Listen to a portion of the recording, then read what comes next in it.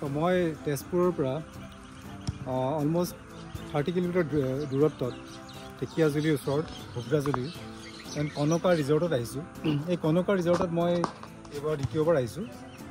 Concha resort হৈছে north ইষ্টৰ আটাইতকৈ মনোমোহা আৰু সুন্দৰ এখন ৰিজৰ্ট, য'ত বহুত মানুহে তাৰ মানে যিটো এক্সিষ্টেঞ্চ বা অৱস্থিতিৰ বিষয়ে অৱগত নহয়, কিন্তু খুব সুন্দৰ ৰিজৰ্ট। ইয়াত বহুত ধৰণৰ ৰিক্ৰিয়েশ্যনেল এক্টিভিটিজ আছে, যেনেকৈ ইয়াত আপোনাৰ ব'টিং আছে, হৰ্চ ৰাইডিং আছে, চিলড্ৰেন প্লে এৰিয়া আছে। আপুনি এইফালে দেখিলে চালে গম পাব। এইফালে আপোনাৰ জিপ লাইনিং আছে, তাৰপিছত ব'টিং আছে, এইফালে বাস্কেটবল আছে, আৰু এইফালে বাৰ্মা ব্ৰিজ আছে, আৰু এইফালে এই চেছ খেলাৰ এখন ৰেপ্লিকা এখন ষ্টেডিয়াম আছে, সৰু ষ্টেডিয়াম। আৰু এইফালে আপোনাৰ ইনডোৰ গেমছ আছে। ইয়াত আপোনাৰ টেবুল টেনিছ খেলিব পাৰে আৰু বেডমিণ্টন খেলিব পাৰে ভিতৰত। এখন ঝুলা আছে, চুইং। আৰু এইফালে আপুনি দেখিব সুন্দৰ কিছুমান সৰু সৰু কটেজ আছে, ইয়াত ৰাতি ষ্টে' কৰিব পাৰে।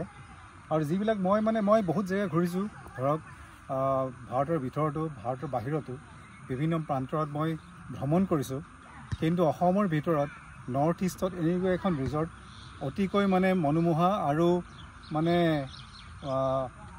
বহুতেই আপুৰুগীয়া বুলি ক'ব পাৰি। ইয়াত এনেকুৱা ৰিজৰ্ট মই আহি পেলাই সঁচাই মই গৌৰৱান্বিত। ইয়াত আহি পেলাই খুব ভাল লাগিছে। গতিকে মই এই মোৰ যিটো এক্সপিৰিয়েঞ্চ, যিটো অভিজ্ঞতা আপোনালোকৰ লগত শ্বেয়াৰ কৰিব খুজিছোঁ। কনকা ৰিজৰ্ট খুব ভাল লাগিছে ইয়াত আহি।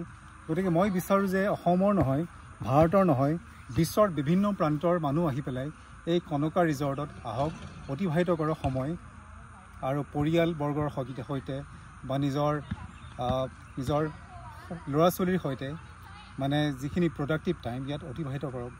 খুব ভাল ৰিজৰ্ট, আপোনালোকে আহি পেলাই খুব ভাল পাব। ইয়াৰ খাদ্য আৰু সকলোবোৰ বহুতেই অৰ্গেনিক। আৰু ইয়াত এখন চাহ বাগান আছে, চাৰিওফালে এখন চাহ বাগান আছে। এই চাহ বাগানত আপোনালোকে অৰ্গেনিক চাহ পোৱা যায়, বিভিন্ন 26 প্ৰকাৰৰ অৰ্গেনিক চাহ পোৱা যায়।